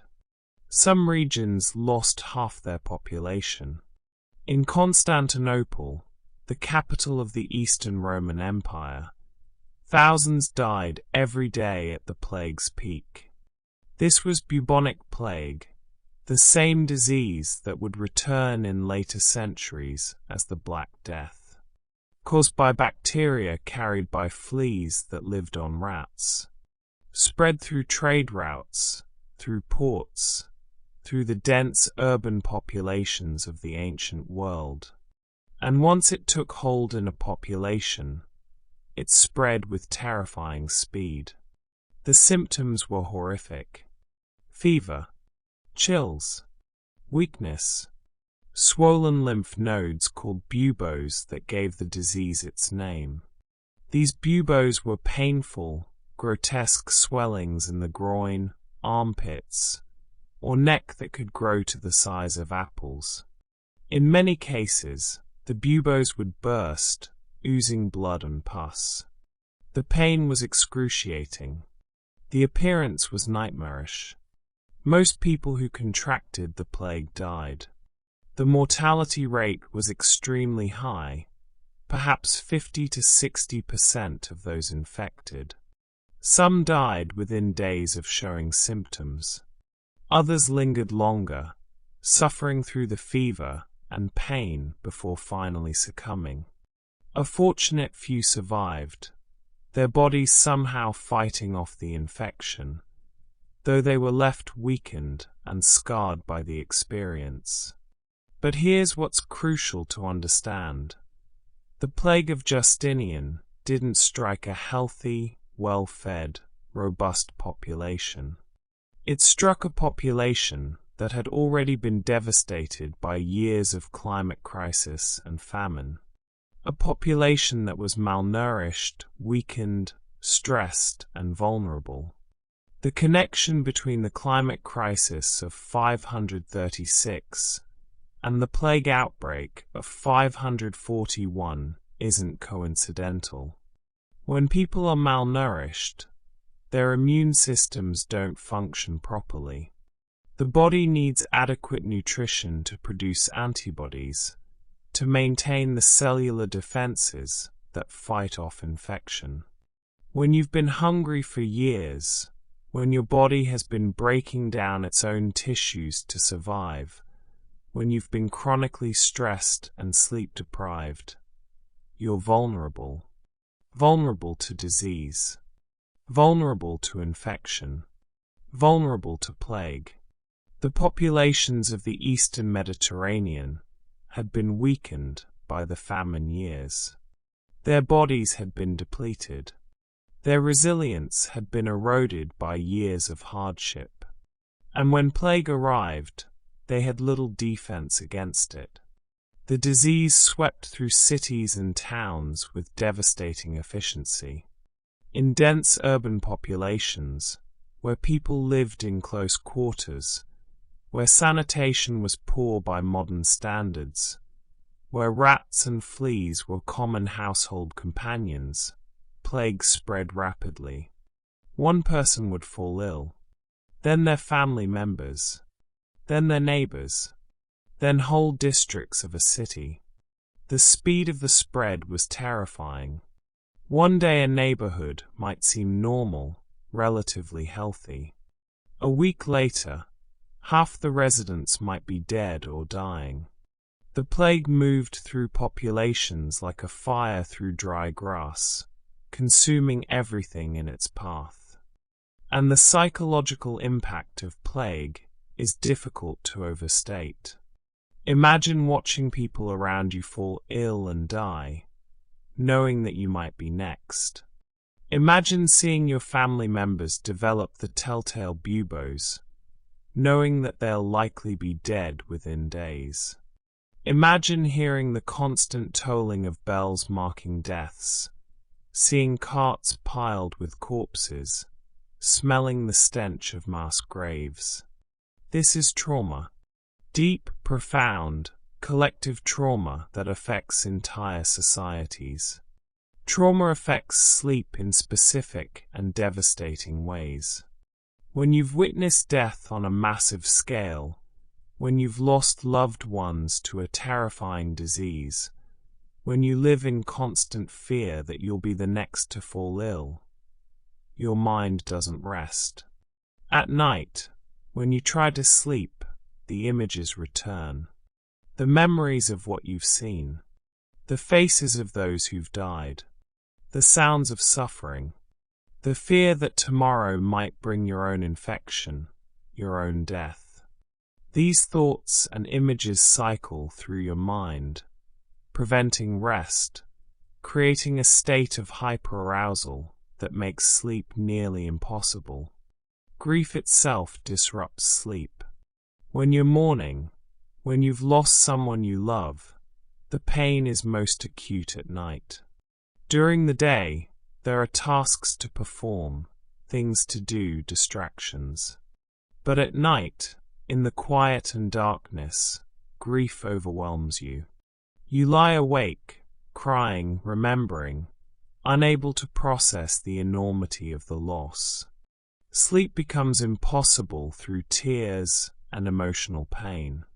And during a plague outbreak, there's no time to properly grieve. The deaths come too fast. Too many people are dying. You might lose multiple family members in quick succession. You might be burying one loved one while another is falling ill. The grief accumulates, compounds, becomes a massive weight that you have no time or space to process. For those caring for the sick, sleep became even more elusive. When someone in your household fell ill with plague, caring for them became all-consuming. They needed constant attention, water to drink, cool cloths for their fever, comfort in their pain, someone to sit with them in their final hours. Caregiving strain is exhausting under any circumstances. But caregiving during a plague outbreak, when you're terrified of contracting the disease yourself, when you're already weakened by years of malnutrition, when you're grieving other losses and fearing for your own life, it's beyond exhausting. It's utterly depleting. Caregivers would stay awake for days at a time, tending to the sick. When they did try to sleep, it would be light, fitful rest, constantly listening for sounds from the sick room, ready to wake at any moment.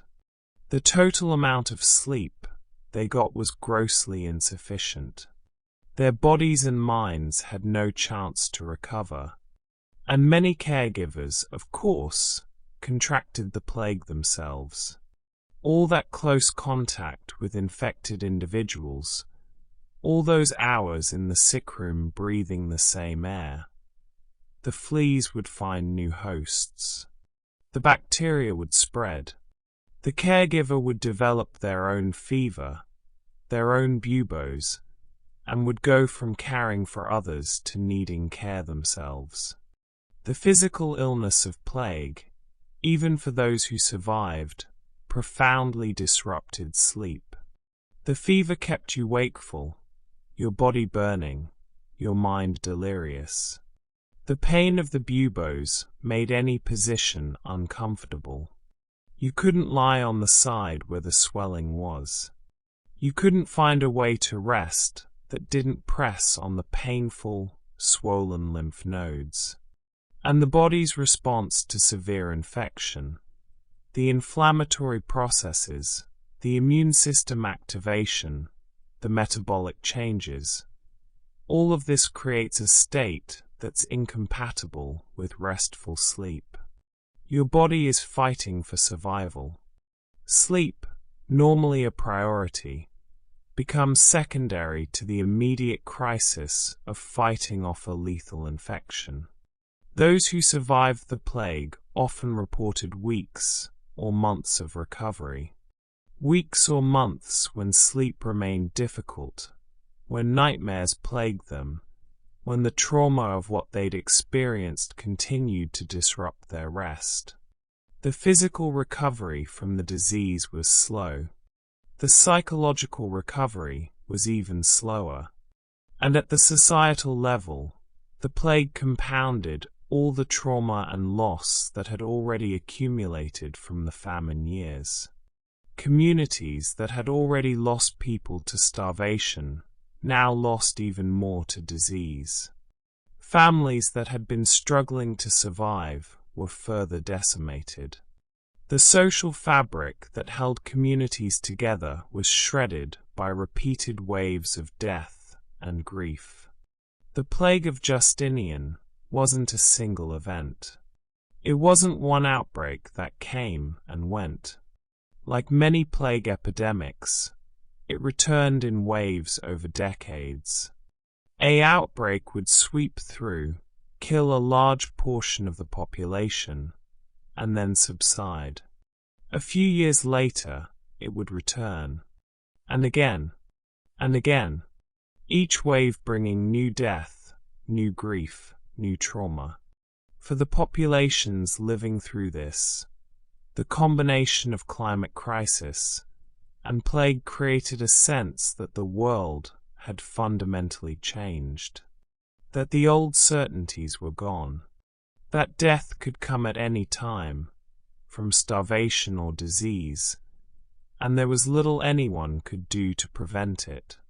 Sleep, under these conditions, became a luxury that few could afford and fewer could achieve. The fragmented sleep, the shortened total sleep time, the frequent nocturnal awakenings, the nightmares and grief and caregiving strain and physical illness. All of it combined to create a population that was chronically sleep-deprived on top of everything else they were enduring. The darkness that began in 536 with the dimming of the sun had created conditions for an even greater darkness to follow. The plague that would reshape the medieval world. The disease that would kill millions. The catastrophe that turned years of hardship into decades of suffering. And through it all, night after night, people tried to sleep, tried to rest, tried to find some peace in the darkness. But sleep remained elusive, disrupted by fear and grief and illness, and the overwhelming weight of living through one of the worst periods in human history. The plague had followed the darkness. Death had followed famine. And for the people living through it, the nightmare seemed to have no end. And the psychological impact of plague is difficult to overstate. Imagine watching people around you fall ill and die, knowing that you might be next. Imagine seeing your family members develop the telltale buboes, knowing that they'll likely be dead within days. Imagine hearing the constant tolling of bells marking deaths, seeing carts piled with corpses, smelling the stench of mass graves. This is trauma. Deep, profound, collective trauma that affects entire societies. Trauma affects sleep in specific and devastating ways. When you've witnessed death on a massive scale, when you've lost loved ones to a terrifying disease, when you live in constant fear that you'll be the next to fall ill, your mind doesn't rest. At night, when you try to sleep, the images return. The memories of what you've seen, the faces of those who've died, the sounds of suffering, the fear that tomorrow might bring your own infection, your own death. These thoughts and images cycle through your mind, preventing rest, creating a state of hyperarousal that makes sleep nearly impossible. Grief itself disrupts sleep. When you're mourning, when you've lost someone you love, the pain is most acute at night. During the day, there are tasks to perform, things to do, distractions. But at night, in the quiet and darkness, grief overwhelms you. You lie awake, crying, remembering, unable to process the enormity of the loss. Sleep becomes impossible through tears and emotional pain. And during a plague outbreak, there's no time to properly grieve. The deaths come too fast. Too many people are dying. You might lose multiple family members in quick succession. You might be burying one loved one while another is falling ill. The grief accumulates, compounds, becomes a massive weight that you have no time or space to process. For those caring for the sick, sleep became even more elusive. When someone in your household fell ill with plague, caring for them became all-consuming. They needed constant attention, water to drink, cool cloths for their fever, comfort in their pain, someone to sit with them in their final hours. Caregiving strain is exhausting under any circumstances. But caregiving during a plague outbreak, when you're terrified of contracting the disease yourself, when you're already weakened by years of malnutrition, when you're grieving other losses and fearing for your own life, it's beyond exhausting. It's utterly depleting. Caregivers would stay awake for days at a time, tending to the sick. When they did try to sleep, it would be light, fitful rest, constantly listening for sounds from the sick room, ready to wake at any moment. The total amount of sleep they got was grossly insufficient. Their bodies and minds had no chance to recover, and many caregivers, of course, contracted the plague themselves. All that close contact with infected individuals, all those hours in the sick room breathing the same air, the fleas would find new hosts. The bacteria would spread. The caregiver would develop their own fever, their own buboes, and would go from caring for others to needing care themselves. The physical illness of plague, even for those who survived, profoundly disrupted sleep. The fever kept you wakeful, your body burning, your mind delirious. The pain of the buboes made any position uncomfortable. You couldn't lie on the side where the swelling was. You couldn't find a way to rest that didn't press on the painful, swollen lymph nodes. And the body's response to severe infection, the inflammatory processes, the immune system activation, the metabolic changes, all of this creates a state that's incompatible with restful sleep. Your body is fighting for survival. Sleep, normally a priority, becomes secondary to the immediate crisis of fighting off a lethal infection. Those who survived the plague often reported weeks or months of recovery. Weeks or months when sleep remained difficult, when nightmares plagued them, when the trauma of what they'd experienced continued to disrupt their rest. The physical recovery from the disease was slow. the psychological recovery was even slower. And at the societal level, the plague compounded all the trauma and loss that had already accumulated from the famine years. Communities that had already lost people to starvation now lost even more to disease. Families that had been struggling to survive were further decimated.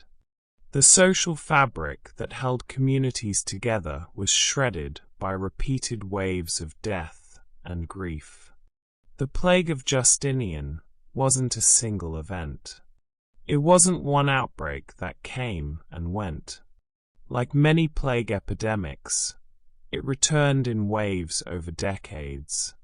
An outbreak would sweep through, kill a large portion of the population, and then subside. A few years later, it would return. And again, each wave bringing new death, new grief, new trauma. For the populations living through this, the combination of climate crisis and plague created a sense that the world had fundamentally changed, that the old certainties were gone, that death could come at any time, from starvation or disease, and there was little anyone could do to prevent it. Sleep, under these conditions, became a luxury that few could afford and fewer could achieve. The fragmented sleep, the shortened total sleep time, the frequent nocturnal awakenings, the nightmares and grief and caregiving strain and physical illness. All of it combined to create a population that was chronically sleep-deprived on top of everything else they were enduring. The darkness that began in 536 with the dimming of the sun had created conditions for an even greater darkness to follow. The plague that would reshape the medieval world. The disease that would kill millions. The catastrophe that turned years of hardship into decades of suffering. And through it all, night after night, people tried to sleep, tried to rest, tried to find some peace in the darkness. But sleep remained elusive, disrupted by fear and grief and illness, and the overwhelming weight of living through one of the worst periods in human history. The plague had followed the darkness. Death had followed famine. And for the people living through it, the nightmare seemed to have no end. This isn't something that affects you for a few months and then goes away. This is a fundamental change in how you sleep. A change that persists for years, for decades, for the rest of your life. Disturbed sleep patterns become normal. You forget what it feels like to wake up truly rested. The chronic fatigue becomes such a constant part of your existence that you stop recognizing it as abnormal. And this wasn't affecting just a few individuals. This was affecting entire populations across vast geographic regions. Millions of people, living through decades of abnormal cold and failed harvests and chronic instability, all experiencing this same transformation of their sleep patterns from temporary disruption to permanent impairment.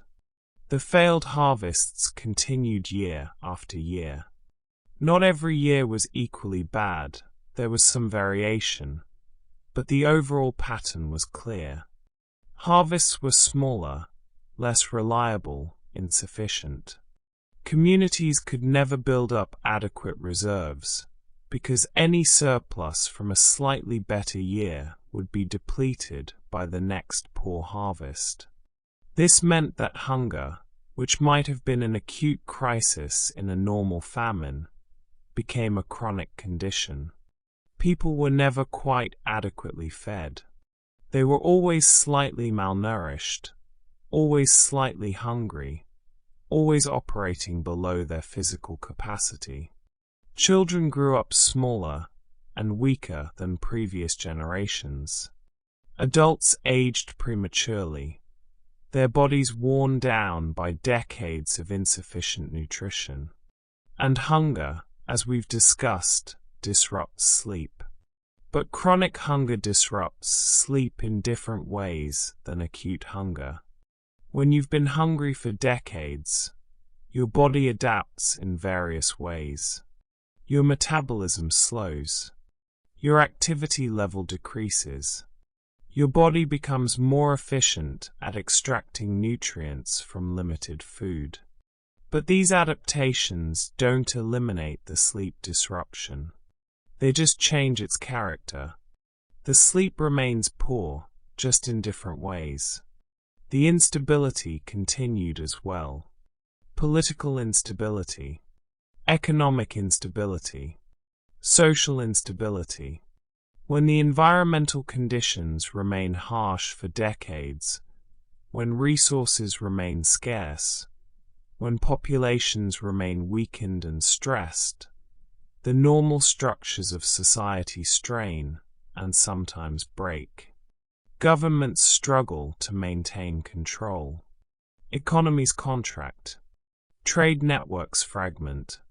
Communities turn inward, becoming more isolated and suspicious of outsiders.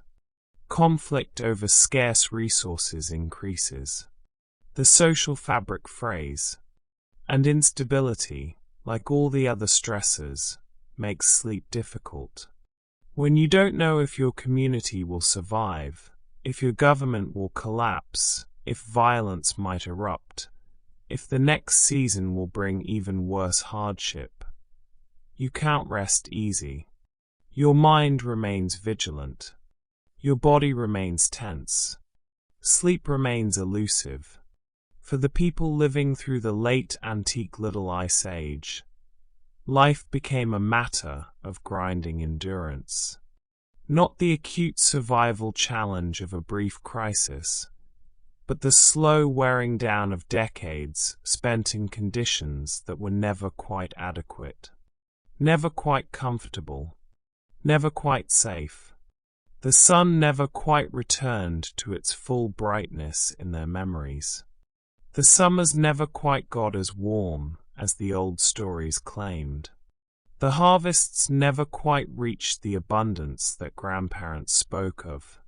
The world remained diminished, reduced, colder and harder than it should have been. And every night, as people lay down to sleep in cold, dark spaces, with hungry stomachs and worried minds and bodies worn down by decades of stress, the pattern repeated. The difficulty falling asleep, the frequent wakings, the unrestful slumber, the dreams tinged with anxiety and grief, the morning exhaustion that never quite went away no matter how many hours you spent lying in bed. This was life in the late antique Little Ice Age. Not a brief catastrophe followed by recovery, but a prolonged transformation of the world that lasted longer than most human lifespans. A change so fundamental and long-lasting that it became the new normal, and the old world of warmth and abundance became a distant memory, almost mythical in its seeming impossibility. The year 536 was the worst year to be alive.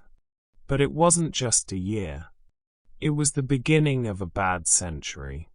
A period of sustained hardship that would reshape medieval civilization, alter the trajectory of history, and create patterns of suffering that would echo through generations.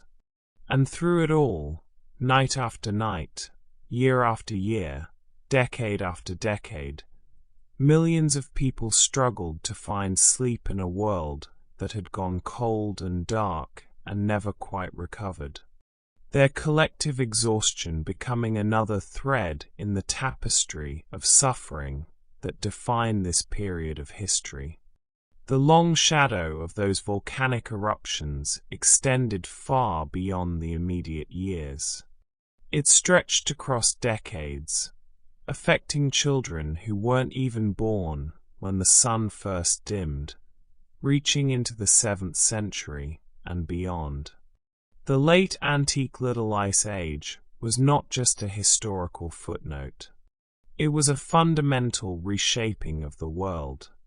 And for those who lived through it, sleep, that basic human need, remained disturbed, fragmented, insufficient for the rest of their lives. Not just one bad year, a bad century, and sleepless nights extending far beyond any single person's ability to endure them, yet endured nonetheless because there was no choice. Life continued. People survived. And they did so with less sleep, less warmth, less food, and less hope than any human population should have to bear. This was the true legacy of 536 AD. Not just the immediate catastrophe, but the long, slow aftermath that never quite ended. Closing reflection. We've traveled through the story of 536 AD, through the dimming of the sun, through the cold and the failed harvests, through the hunger and the fear and the plague, through the political chaos and the daily struggles and the sleepless nights, through decades of hardship that transformed the world. But what does it all mean? What can we take away from this examination of one of the worst periods in human history?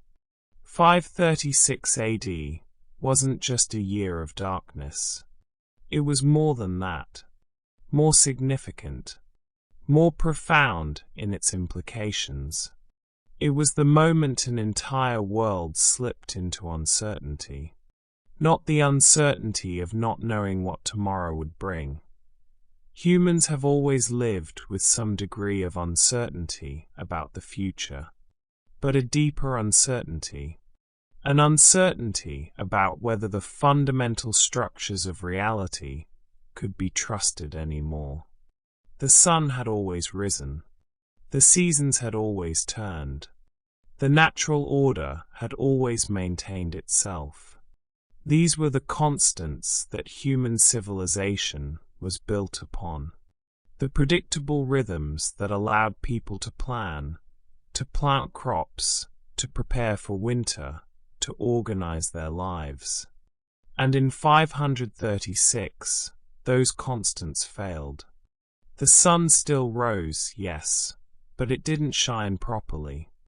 The seasons still turned, but they didn't bring what they should bring. The natural order was still there, but it was broken, corrupted, wrong. This kind of uncertainty is existentially destabilizing. When you can't trust that the sun will shine tomorrow, what can you trust? When the world itself becomes unreliable, where do you find security?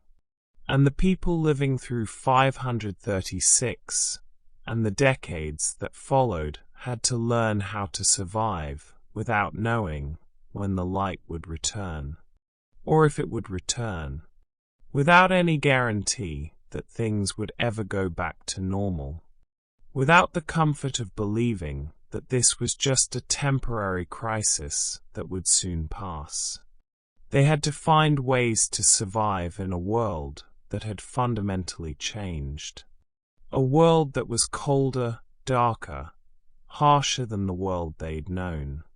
A world where hunger was constant and fear was pervasive and sleep was elusive. And they did survive. Not all of them.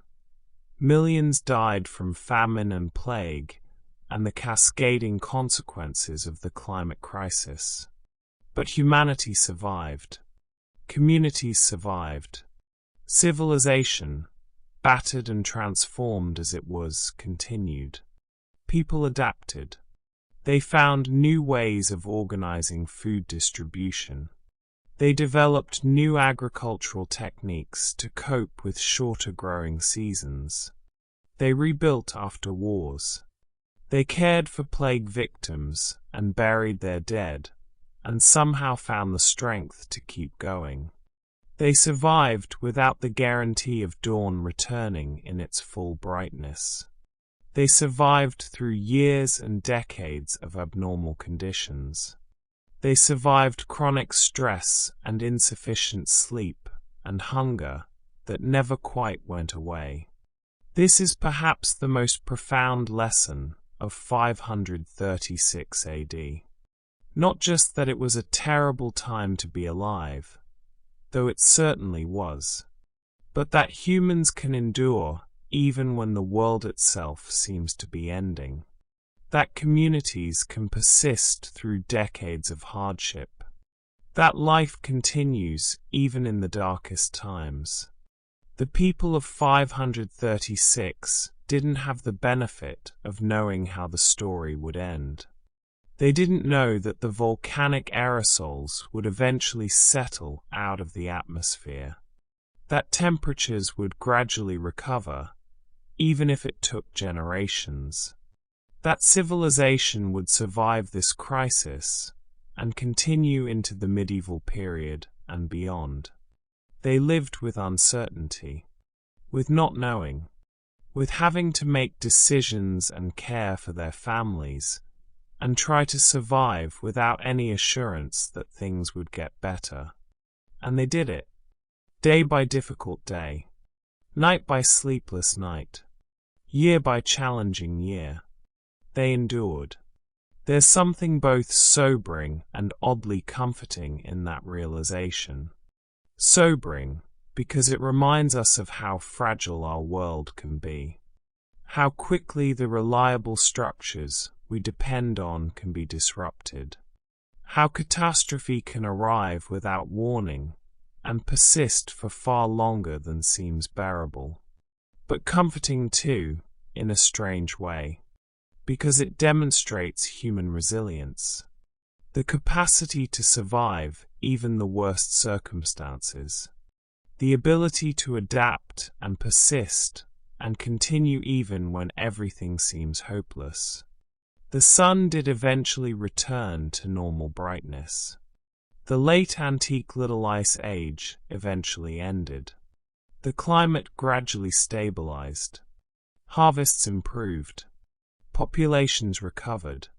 The world didn't end, even though it must have felt like it was ending to the people living through it. But that recovery took generations.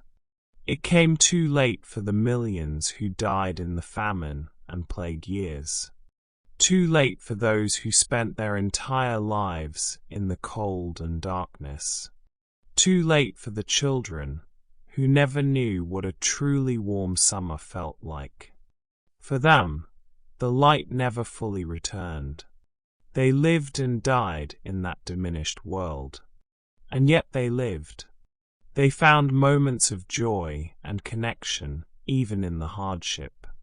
They fell in love and raised children and created art and told stories and maintained their humanity even when the world seemed inhuman. 536 AD stands as a reminder of both the fragility of our world and the resilience of the human spirit. A year when everything went wrong, when natural disaster combined with famine and disease and political chaos to create a perfect storm of suffering, when millions of people faced challenges that would seem insurmountable. And yet they survived. Not easily, not without tremendous cost, not without suffering that we can barely imagine from our comfortable modern perspective. But they survived. The darkness came. The cold settled in. The harvests failed. The plague struck. And still somehow life continued. People got up each morning, tired from another poor night's sleep, and faced another difficult day. They cared for their families. They performed their work. They maintained their communities. They endured. This is the story of 536 AD. Not just a story of catastrophe, but a story of survival. Not just a year of darkness, but a testament to what humans can endure when they have no choice but to endure. The sun that dimmed in 536 eventually returned to its full brightness. But the people who lived through those dark years, who survived without knowing if the light would ever return, who learned to live with uncertainty and fear and chronic hardship, they left a legacy of resilience, of survival against overwhelming odds, of the quiet courage it takes to simply keep going when everything seems hopeless, of sleepless nights endured, of hunger borne, of grief processed, of life maintained even in the darkest times. And perhaps, in our own age of uncertainty and challenge, there's something we can learn from their example, from their persistence, from their ability to survive without guarantees, without certainty, without knowing when or if things would improve. They faced the darkness. They lived through it. They survived it. And eventually, though it took far longer than any single human lifetime, the light did return. This is the story of 536 AD, the worst year to be alive, but also a year that proved that humans can survive even the worst that the universe throws at them, that we can endure darkness and cold and hunger and fear and still, somehow, remain human.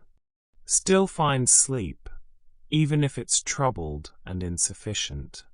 Still wake to face another day, even when that day promises nothing but hardship. Still maintain hope, even when hope seems irrational. Still survive, even when survival seems impossible. The year 536 AD, a moment when the world slipped into darkness, and the long, difficult journey of learning to live in that darkness, and eventually, slowly, finding the way back toward light.